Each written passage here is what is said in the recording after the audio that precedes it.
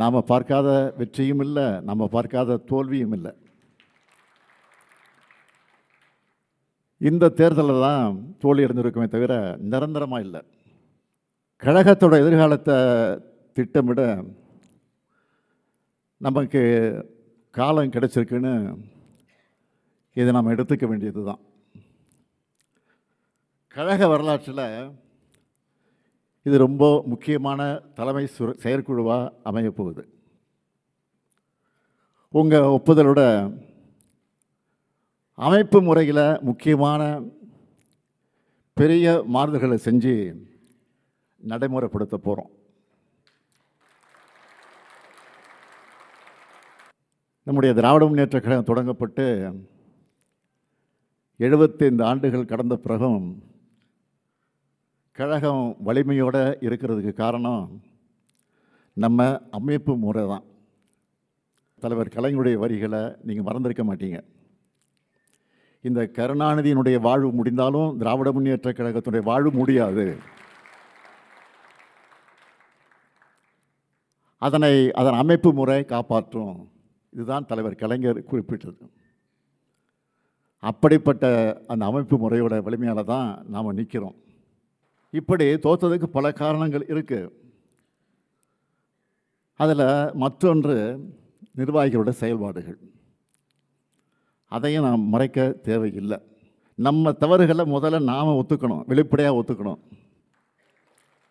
ஏன்னா இது ஒரு தனி மனிதனுடைய தவறாக இருந்தாலும் அதில் பாதிக்கப்படுறது 75 ஆண்டு கால திராவிட முன்னேற்றக் கழகம்.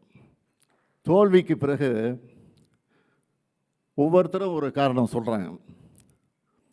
ஒவ்வொரு தொகுதியாக பார்த்து பார்த்து பார்த்து குறைகளை கண்டுபிடிச்சு ஆளை மாற்றுறதை விட முழுமையான ஒரு சுய பரிசோதனை வேணும்னு நான் முடிவெடுத்தேன். அந்த வகையில்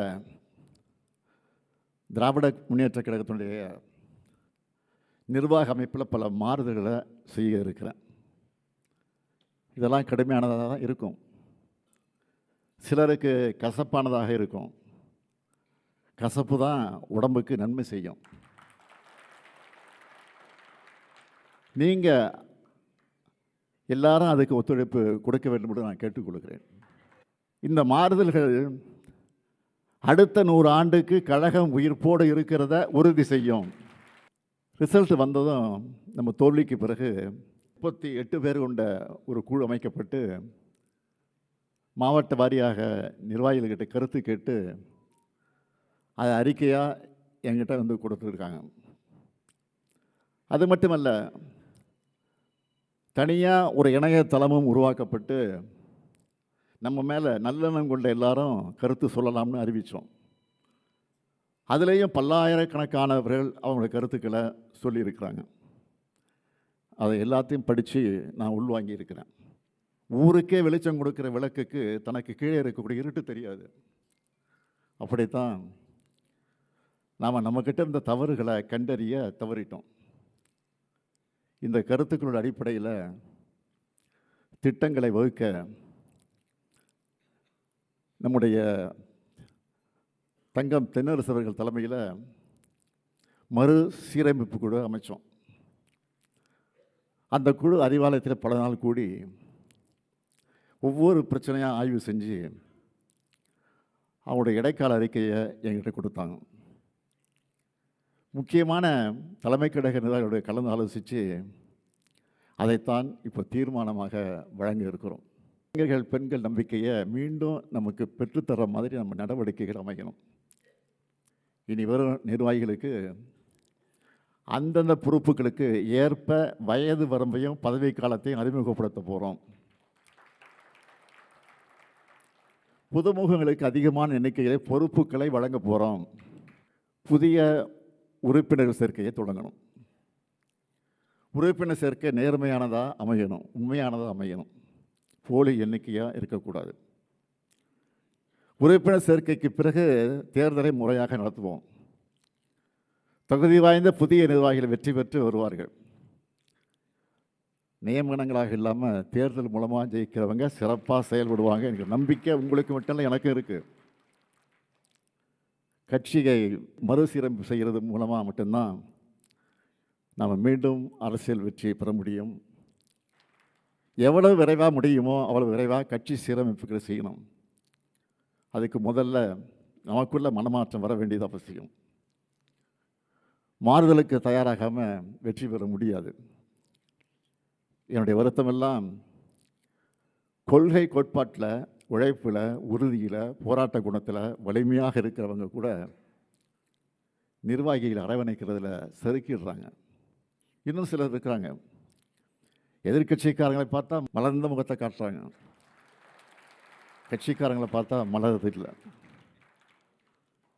எதிர்கட்சிகளை பார்த்தா வணங்குகிற கை நம்ம கட்சிக்காரர்களை பார்த்தா வணங்குறது இல்லை. தனக்கு இணையாக யாரும் வளரக்கூடாதுன்னு நினைச்சா அந்த மாவட்டத்தில் அவங்க மட்டும்தான் இருப்பாங்க. ஒரு மாவட்ட செயலாளரை மட்டும் வச்சு அந்த மாவட்டத்தில் கட்சி வளர்த்துட முடியாது. ஒரு எம்எல்ஏ மட்டும் வலிமையாக இருந்தால் அந்த தொகுதியில் ஜெயிச்சிட முடியாது. ஒவ்வொரு தொண்டனும் ஒரு நிர்வாகியாக செயல்படும் போது தான் இயக்கம் வளரும், இயக்கம் வாழும். படைக்கு இளையோர் வரும்போது அவர்களை மூத்தோர் வரவேற்று வழிநடத்துவது தான் வலுவான படைக்கு அடையாளம். இப்போ ஆட்சிக்கு வந்திருக்கக்கூடிய எப்படிப்பட்டவங்க? மக்களுக்கு உழைக்காமல், போராட்டம் நடத்தாமல், கொள்கை இல்லாமல், நிர்வாக கட்டமைப்பு இல்லாமல் ஆட்சிக்கு வந்திருக்கிறாங்க. இதை பார்த்து நாமளும் அப்படி ஆக முடியாது, ஆகிடவும் கூடாது. அந்த மாதிரி நாமும் கட்சி நடத்தலாம்னு நினைக்கவே கூடாது. நாமெல்லாம் நிரந்தரம்.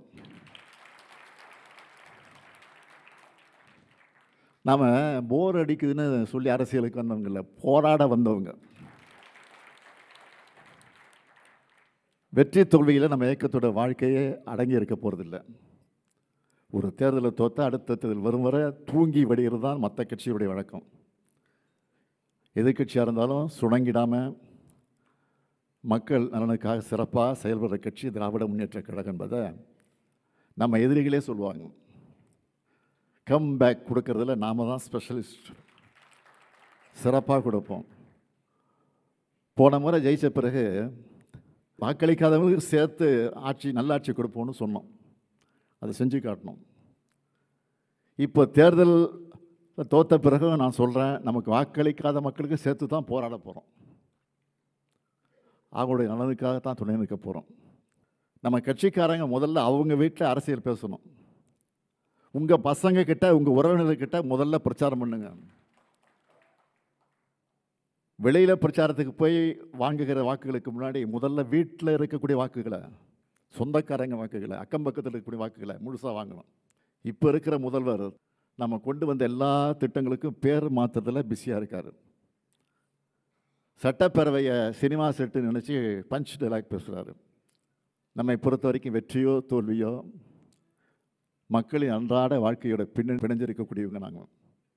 இனமும் மொழியும் நாடும் இருக்கிறவரை கருப்பு சிவப்பு கொடி பறக்கணும் என்கிற நினைப்போடு உழைக்கணும். அப்படி உழைக்க தேவையான உடன்பிறப்புகளை கழகத்தில் அதிகம் சேர்க்கணும். புதிய புதிய நிர்வாகிகள் வரணும். எல்லோரும் சேர்ந்து உழைப்போம். பேரறிஞர் அண்ணா உருவாக்கின இயக்கத்தை, நம்முடைய தமிழக தலைவர் கலைஞர் வளர்த்த இந்த இயக்கத்தை இன்னும் வலிமை கொண்டதாக வளர்த்தெடுப்போம்.